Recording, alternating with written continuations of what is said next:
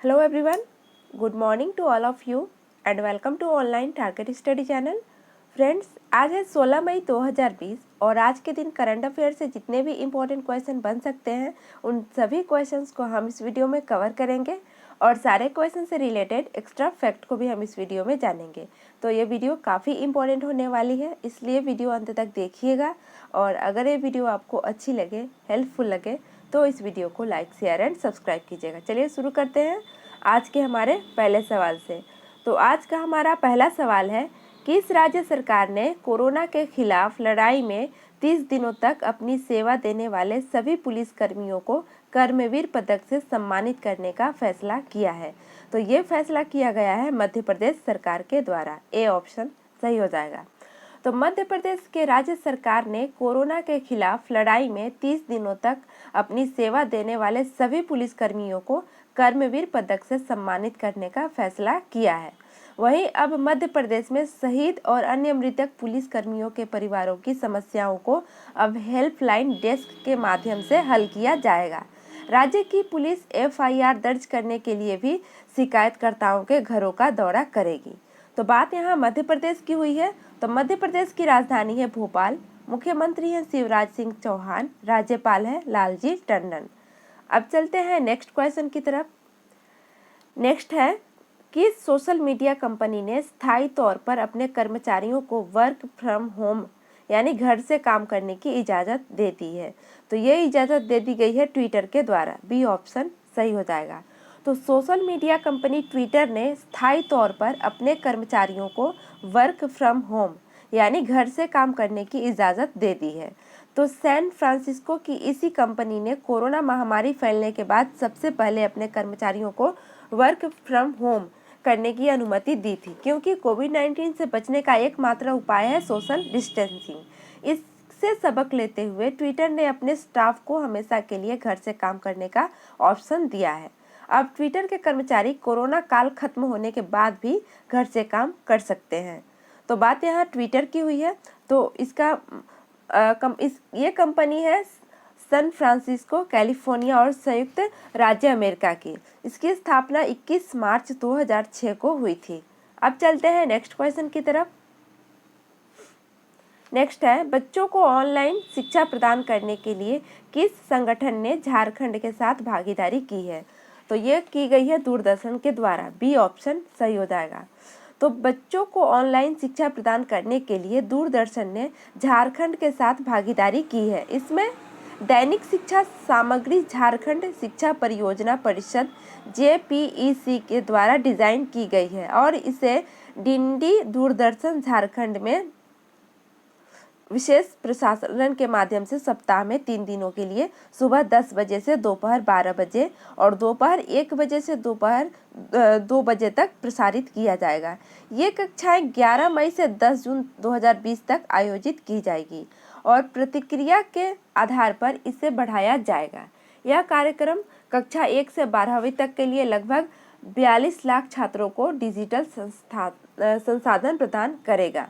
तो बात यहाँ झारखंड की हुई है। तो इसकी राजधानी है छत्तीसगढ़, मुख्यमंत्री है हेमंत सोरेन, राज्यपाल है द्रौपदी मुर्मू और राष्ट्रीय उद्यान है बेतला राष्ट्रीय उद्यान।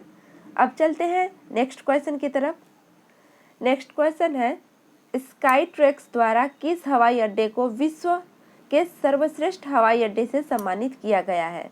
तो ये सम्मानित किया गया है चांगी हवाई अड्डा को। ए ऑप्शन सही हो जाएगा। तो स्काई ट्रैक्स के द्वारा सिंगापुर के चांगी हवाई अड्डे को विश्व के सर्वश्रेष्ठ हवाई अड्डे से सम्मानित किया गया है। इस रैंकिंग में जापान के टोक्यो हनेडा को दूसरा स्थान तथा कतर के दोहा के हमाद अंतर्राष्ट्रीय हवाई अड्डे को तीसरा स्थान मिला है। तो बात यहाँ सिंगापुर की हुई है। तो राजधानी है सिंगापुर शहर, प्रधानमंत्री है ली सियान लुंग, करेंसी है सिंगापुरी डॉलर। अब चलते हैं नेक्स्ट क्वेश्चन की तरफ।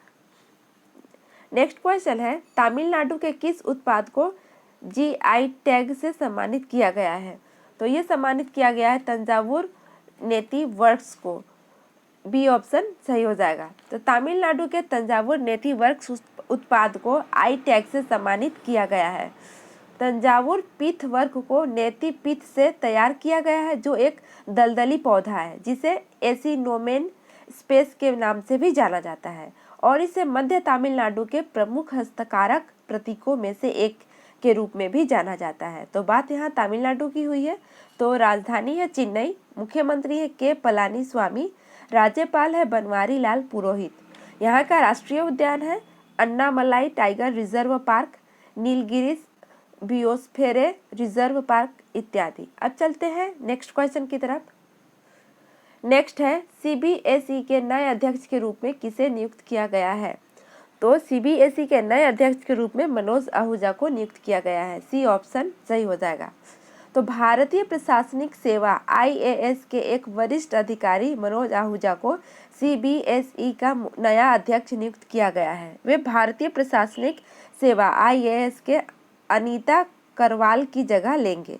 मनोज आहूजा वर्तमान में लाल बहादुर शास्त्री राष्ट्रीय प्रसारण अकादमी मसूरी के विशेष निदेशक हैं और वे ओडिशा कैडूर के 1990 बैच के आईएएस अधिकारी भी हैं। तो बात यहाँ सीबीएसई की हुई है। तो इसका फुल फॉर्म होता है central board of secondary education. Hindi में इसका मीनिंग होता है केंद्रीय माध्यमिक शिक्षा बोर्ड। इसकी स्थापना 3 नवंबर 1962 को हुई थी। मुख्यालय है नई दिल्ली और अध्यक्ष है मनोज आहूजा। अब चलते हैं नेक्स्ट क्वेश्चन की तरफ। नेक्स्ट है मई 2020 में सरकार ने छोटे और सीमांत किसानों के लिए कितने रुपए की आपातकालीन कार्यशील पूंजी की घोषणा की है? तो ये घोषणा की गई है 30,000 रुपये की। सी ऑप्शन सही हो जाएगा। तो भारत सरकार ने छोटे और सीमांत किसानों के लिए 30,000 करोड़ रुपए की आपातकालीन कार्यशील पूंजी की घोषणा की है।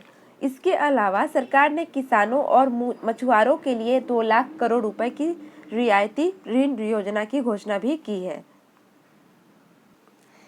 इस योजना का लाभ लगभग 3 करोड़ किसानों को मिलेगा, जिनमें ज़्यादातर छोटे और सीमांत किसान हैं। अब चलते हैं नेक्स्ट क्वेश्चन की तरफ। नेक्स्ट है किस संगठन ने वैश्विक ऊर्जा संक्रमण सूचकांक 2020 जारी की है?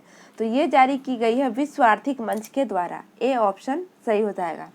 तो जिनेवा स्थित अंतर्राष्ट्रीय संगठन विश्व आर्थिक मंच ने वैश्विक ऊर्जा संक्रमण सूचकांक 2020 जारी किया है। इस सूचकांक में आर्थिक वृद्धि, ऊर्जा सुरक्षा और पर्यावरणीय स्थिरता और विभिन्न महत्वपूर्ण मानकों पर देशों के सुधारों को मापा गया है और इस सूचकांक में भारत 74वें स्थान पर है, जबकि पिछले साल भारत इसमें 76वें स्थान पर था। भारत दुनिया के कुछ देशों में से एक है जिन्होंने 2015 से लगभग लगातार साल दर साल प्रगति की है। इस ऊर्जा संक्रमण सूचकांक ETI में पहला स्थान स्वीडन का है, दूसरा स्थान स्विट्जरलैंड का है और तीसरा स्थान फिनलैंड का है। तो ऊर्जा संक्रमण सूचकांक 2020 में 115 देशों के ऊर्जा क्षेत्रों का विश्लेषण किया गया है। अब चलते हैं नेक्स्ट क्वेश्चन की तरफ। नेक्स्ट है किस राज्य ने बेरोजगार युवाओं को नौकरी के अवसर दिलाने के लिए वेब पोर्टल होप लॉन्च किया है? तो ये लॉन्च किया गया है उत्तराखंड सरकार के द्वारा। सी ऑप्शन सही हो जाएगा। तो उत्तराखंड के मुख्यमंत्री त्रिवेंद्र सिंह रावत ने 13 मई 2020 को एक पोर्टल जिसका नाम है होप, इसका शुभारंभ किया है, जिसका उद्देश्य प्रशिक्षित युवाओं के लिए रोजगार के अवसर पैदा करने के साथ साथ उन्हें रोजगार बढ़ाने के लिए कौशल विकास के अवसरों की पेशकश करना भी है। यह पोर्टल बेरोजगार युवाओं को नौकरी की तलाश करने और कौशल विकास में भी मदद करेगा। अब चलते हैं नेक्स्ट क्वेश्चन की तरफ। नेक्स्ट क्वेश्चन है ब्रिटेन की सुप्रीम कोर्ट ने हाल ही में किस भारतीय व्यापारी की प्रत्यर्पण के खिलाफ दायर याचिका को खारिज कर दिया है? तो ये खारिज कर दिया है विजय माल्या के। तो ए ऑप्शन सही हो जाएगा।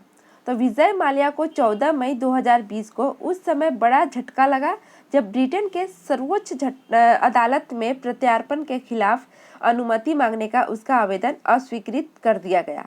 अब विजय माल्या को प्रत्यार्पण की प्रक्रिया 28 दिन के अंदर पूरी करनी होगी। ब्रिटेन की गृह मंत्री प्रीति पटेल को इस पर अंतिम फैसला लेना था। तो ब्रिटेन के हाई कोर्ट ने भी विजय माल्या की याचिका खारिज कर दी है। तो बात यहाँ ब्रिटेन की हुई है। तो ब्रिटेन के राजधानी है लंदन, प्रधानमंत्री है बोरिस जॉनसन, करेंसी है पाउंड स्टर्लिंग। अब चलते हैं नेक्स्ट क्वेश्चन की तरफ। नेक्स्ट क्वेश्चन है हाल ही में किस देश में किए गए एक अध्ययन में चिकित्सकों ने कोविड-19 के संपर्क में आने वाले बच्चों में कावासाकी रोग जैसे लक्षणों वाली एक असामान्य बीमारी के फैलने के बारे में जानकारी दी है। तो ये जानकारी दी है इटली के द्वारा। ए ऑप्शन सही हो जाएगा। तो इटली हाल ही में उत्तरी इटली के बोरगामी क्षेत्र में चिकित्सकों ने बच्चों में कावासाकी रोग जैसे लक्षणों वाली एक असामान्य बीमारी के मामलों में 30 गुना वृद्धि देखी है। कावासाकी एक असामान्य रोग है जो मुख्यतः 5 वर्ष से कम आयु के बच्चों को प्रभावित करता है।